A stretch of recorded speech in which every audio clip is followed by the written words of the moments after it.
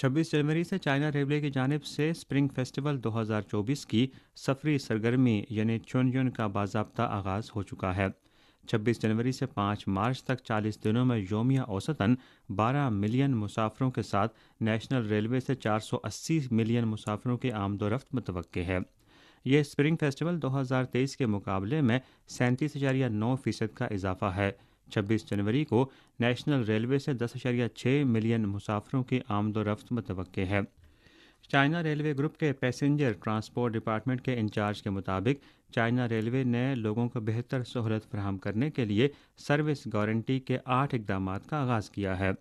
ان میں سفری معلومات کی سروسز میں بہتری، ریلوے اسٹیشن پر عمدہ سروسز، آرام دہ سفری ماحول کی فراہمی اور ترجیحی کرایوں کی پالیسی کا نفاذ، کلیدی اشیاء کے نقل و حمل کو یقینی بنانا اور ریلوے کے محفوظ اور ہموار سروس کو یقینی بنانا شامل ہیں۔